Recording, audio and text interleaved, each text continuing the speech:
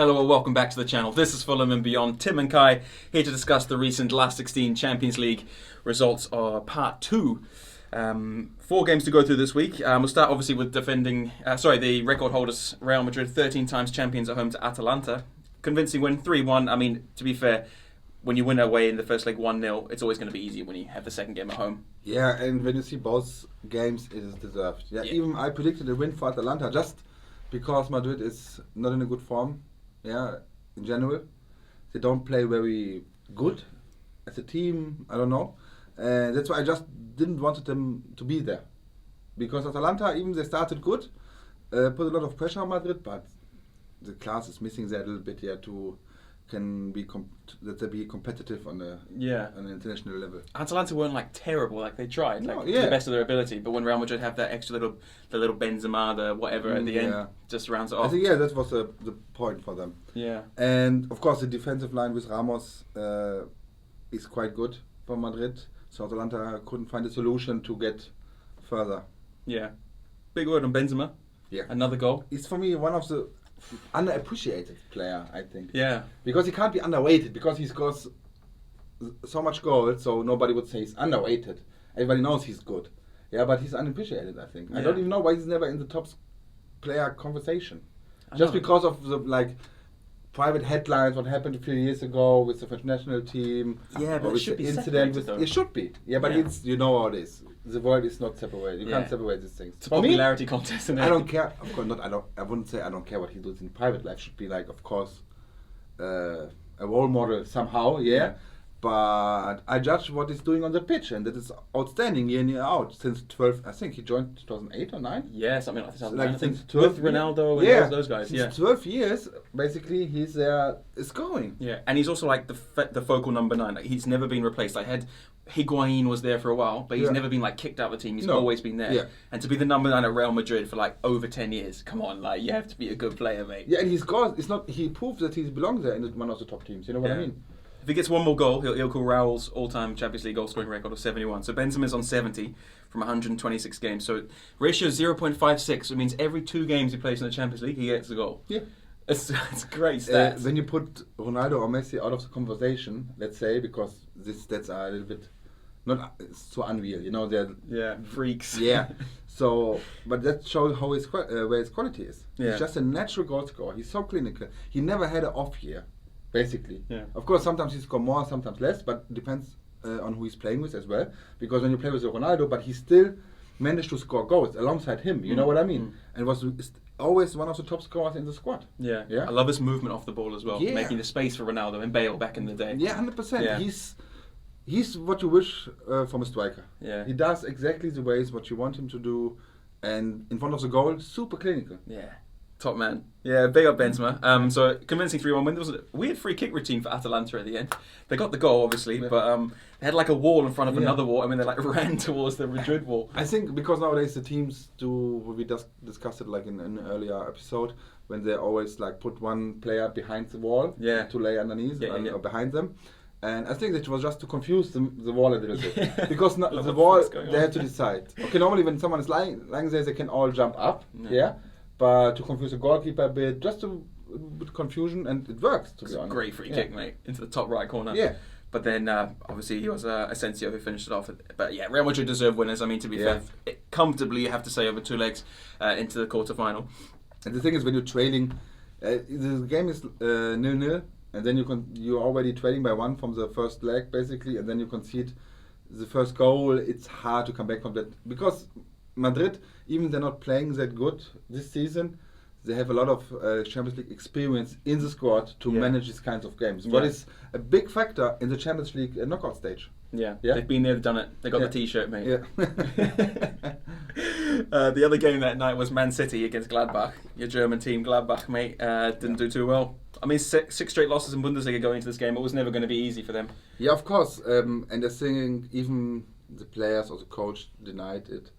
But publishing of the switching position from Gladbach coach to Dortmund has an effect of the players, because the players are saying, why is he leaving us, basically? Yeah.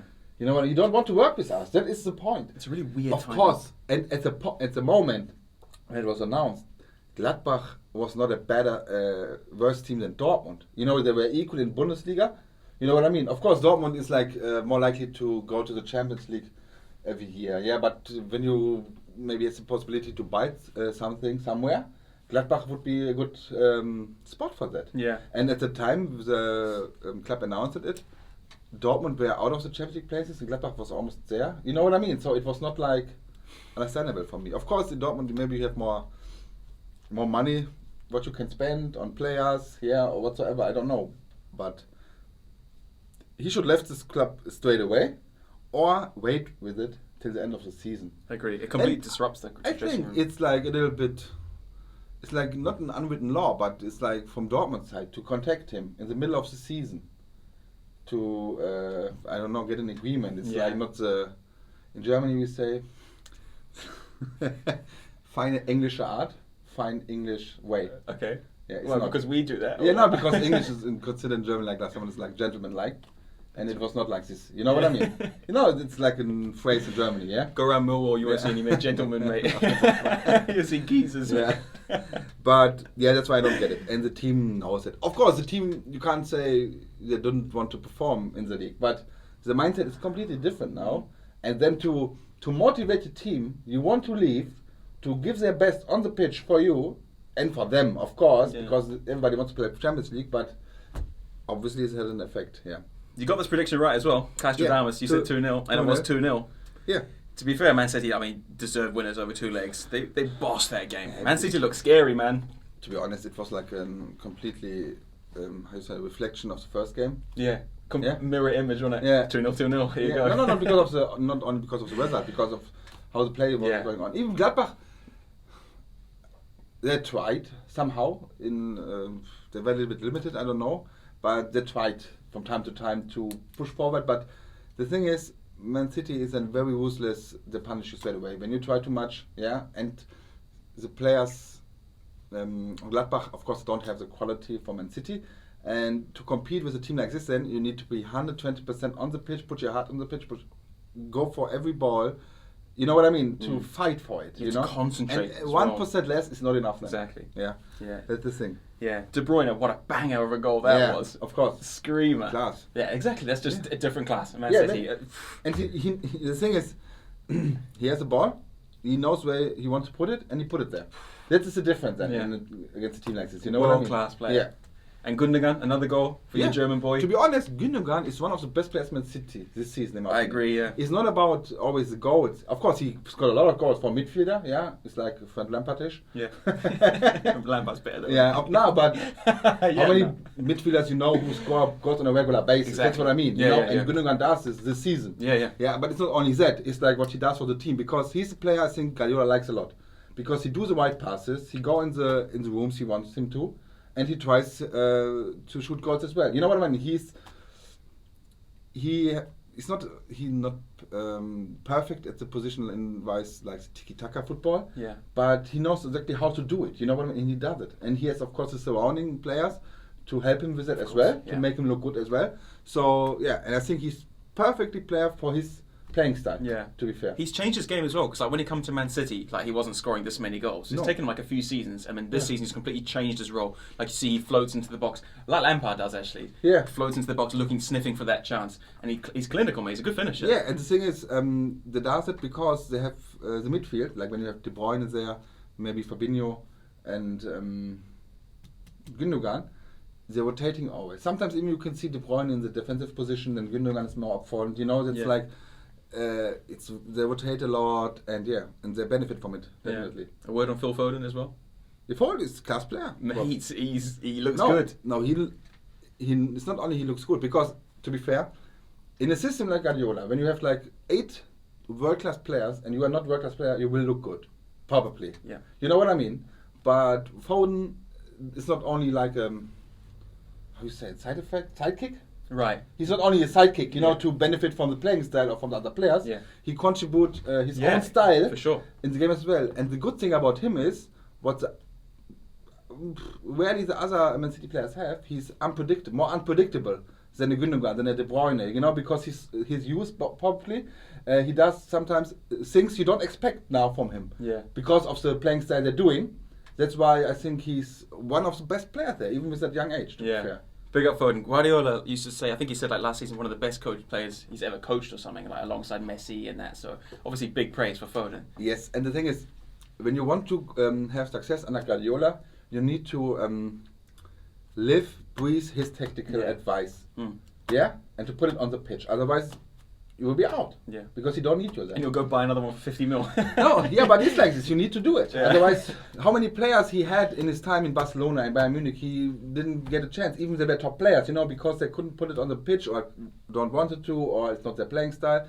But the thing is, what he liked about Foden, he can do that, but still has the individual class to do unpredictable things, in my opinion. Yeah, and he's 20 years old. I think. Yeah, he's still young. Yeah, so he's a bright future. Yeah, man. To be honest, he can be like kind of player for Man City. Doesn't matter if Guardiola stays or not. Who can be like forever there? Because he is a Man City lad. Exactly, as well. exactly. It's a homegrown talent there. So that he can be there forever. Like a Kane in Tottenham, maybe we don't know yet.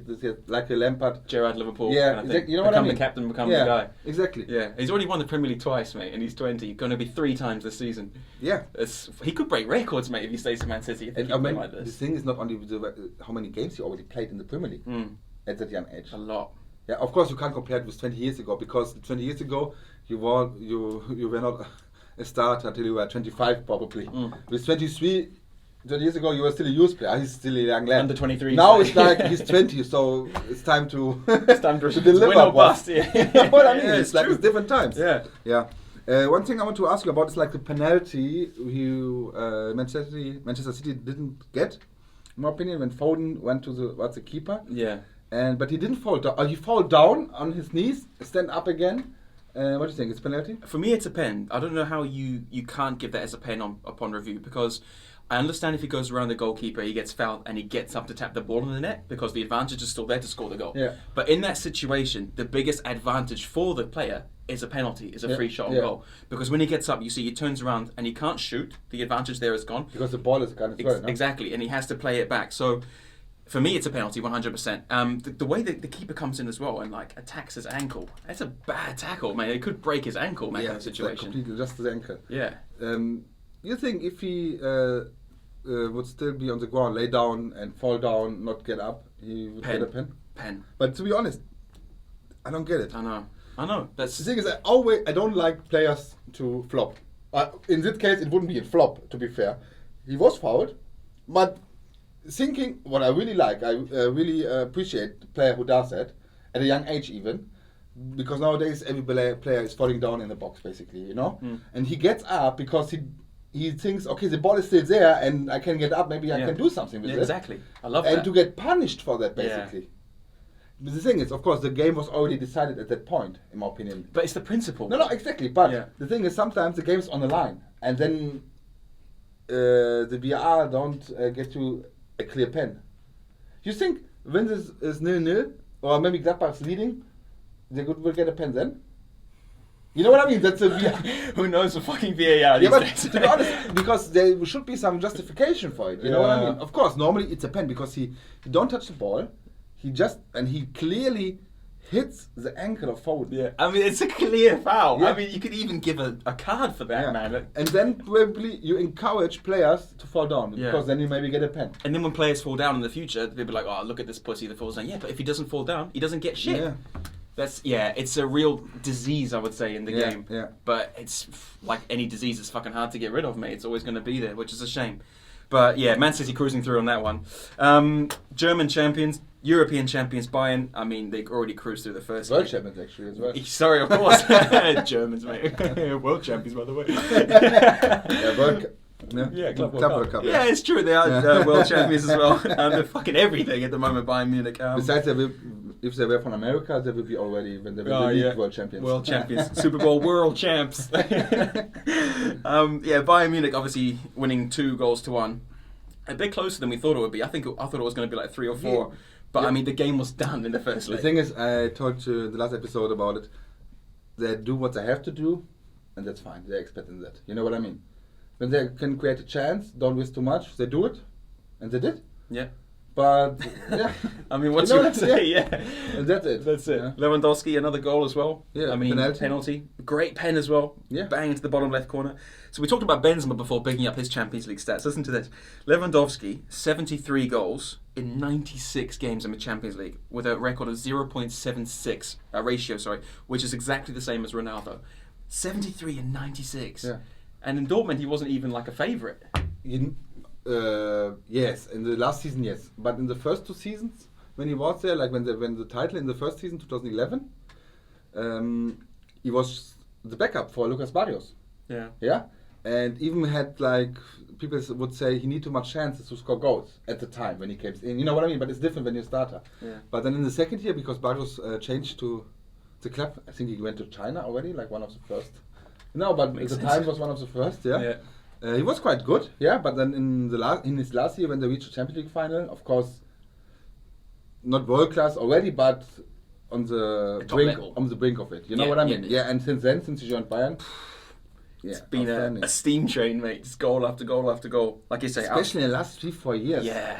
You know what I mean? Robbed of the Ballon d'Or, in my Yeah. opinion, last year. Yeah. When they cancelled the Ballon d'Or. I it's guarantee you, if Messi or someone or Ronaldo had like won something, they wouldn't have cancelled it. Yeah. It's bullshit. So absolutely robbed. But what a player. But maybe this year is another.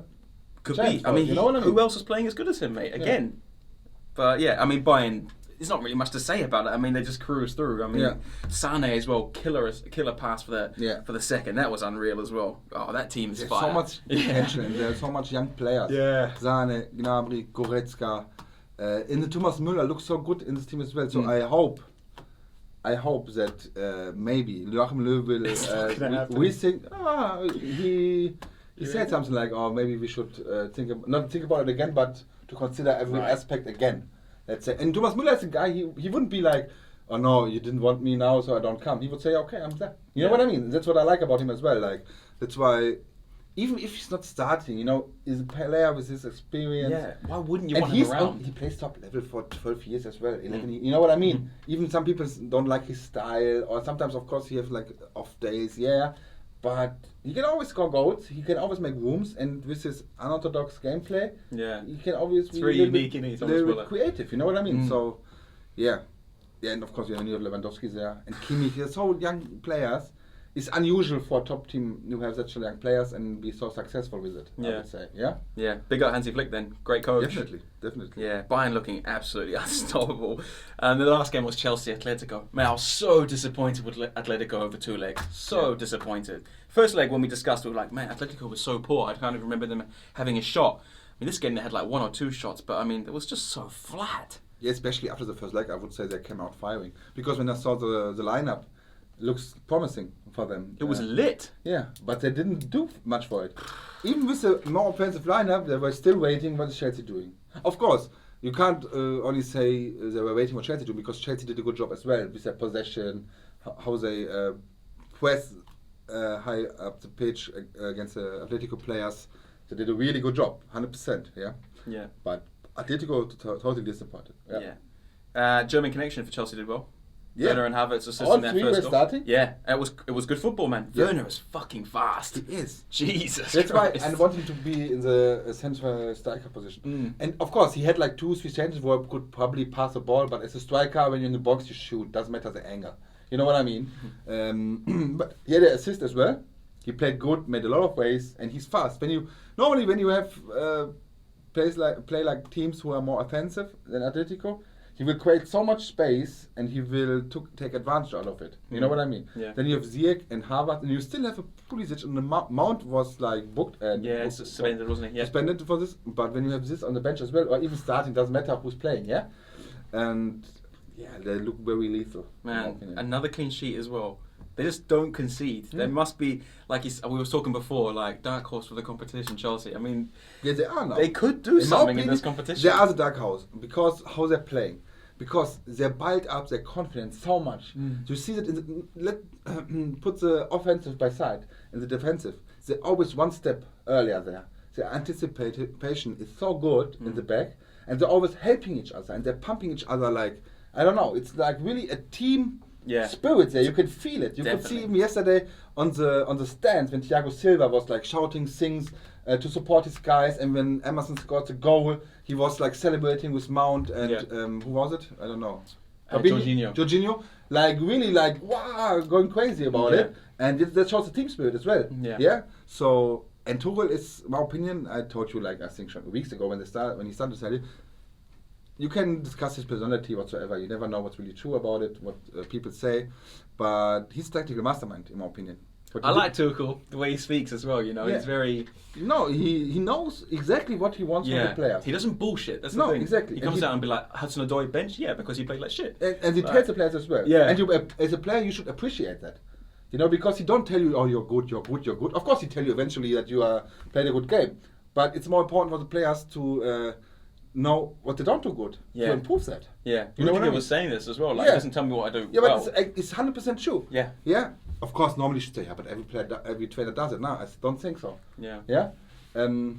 It's not about to make what you already do good better, to do what you don't do good better. You know what I mean? Yeah. So, really. Excited for the draw on Friday. Yeah. One situation we have on the Chelsea Madrid I want to ask you about. I have to talk about this one, mate. Yeah, the red card for Atletico Madrid in the box and the penalty. Like which? Well, you want to start with the penalty first? The first one, the non-penalty that Atletico should have got. Yeah. In my opinion. Yeah.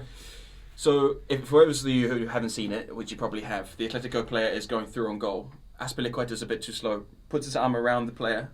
Slight contact, but not enough to him fall theatrically. But by the letter of the law, that is a foul because he's impeding the player to get to the ball. If the ref gives a pen there, which in my opinion he should give a pen, it's a red card. And it's really early in the game, so it could have changed the game completely. I'm not saying Chelsea didn't deserve to go through. 100% they deserve to go through if you watch both legs. But if Atletico had gone with a man advantage for more than half the game, plus potentially a goal up as well, could have been a much, much different game. Yeah, but the thing is, like you said, how he falls down is like 3 snipers hitting me in the legs. That's the problem. That's the disease we're talking about. But the other thing is, the same situation happens in the midfield. Is it a foul then? Well, it has to be a foul. Yeah, but is it? A foul is a foul anywhere on the pitch, no? Yeah, but it should be like this, but it is not like this. Yeah. How often you see us not reverse the penalty? But when the same foul happened, I don't know, in the midfield, you know what I mean? How many people go with their arms sometimes? Yeah. It's like part of the game somehow. Yeah. You know what I mean? Can't really give that many pens for all that because then you have pens all the time. And this other thing is, when he go through, don't fall down, he maybe could even reach the ball. Yeah. I mean, to be fair, he shouldn't go down. Penalty is a penalty. I'm definitely for it. No? But the thing is, there's so many things who are unclear when to give a penalty. Yeah. But for the referee, I understand when he says no, because he falls down like a pussyo. Yeah. But the VR should even not only consider should consider the replay to see it like in more detail. Yeah. And then probably a pen. And the other one, real quick, the red card for. We had a disagreement about this one because I first of all said, "What a pussy! That's never a red card. Get up." But then when you think a foul is a foul and it is violent contact, then I have to reverse it because it's always on purpose. He do like this. He did. When you put him in the face, you would say it's a pen. What's he doing there? So you put it on the chest. Of course, if Rudiger falls down like this, but this is a natural. When you get punched with the elbow intentionally in the chest, if you hit the solar plexus here, it would hurt. Yeah, you know what I mean. So it would hurt. If it was so bad like it Rudiger shot, we don't know. But the other thing is, in the midfield was the situation earlier before where Havertz put an elbow in a Madrid player's face, basically. It was a free kick, but no red card, because it was not intentional. No, so it's a foul. He goes up like this, hit him, it's a foul, I'm sorry about it. He said it's even like he's trying to explain it on the pitch, I'm sorry, I go up and I hit you, happen. It's a foul. Yeah. No red card, okay. This happened in the box. And it's still a foul, but a red card because it was intentional. Yeah, you can see him really doing it. Yeah, he's stupid as well. That's the thing with the cameras and stuff these days. That was frustration because the game was done. Yeah. Why are you doing this shit, bro? Yeah. Honestly, But Chelsea deserved to go through 100%. over 2 legs. 3-0 against Atletico is no easy feat, mate. And they look good for the Champions League. So not as much drama in the Champions League as last week, it has to be said, because last week was insane goals and drama all over the place. This week was a bit more straightforward, but still good to watch. I mean, now we're going on to the quarterfinals. I'm super excited because there's as you say, 8 really good teams, and whoever draws each other, it's going to be a lit game. Yeah, 100%. Looking forward to the quarterfinal draw, guys. Tomorrow we have our Fulham vs Leeds prediction as well. Please God, let us beat them, mate. I would love nothing more. And then on Saturday we're dropping a special video, obviously with one of our colleagues that we've done about the Glasgow Rangers. So stay tuned for that. And then obviously we'll be covering the Champions League draws, the international break coming on with the England and Germany games as well. So lots of content coming for you guys over the next couple of weeks. So from myself, from Kai, we'll see you in the next one, guys. Take care. Bye-bye. Hey guys, it's me, Kai, and Tim from Fulham and Beyond. Thank you for watching our video, and if you like what you see, maybe you want to subscribe and put the notifications on so you can see more of our content, and we always appreciate a like as well. Yeah, definitely. If you do have any topics that you'd like us to discuss as well, feel free to send us a message on Instagram or comment on our YouTube channel. We'll put the link to that Instagram in the description below. Thanks so much. Thank you.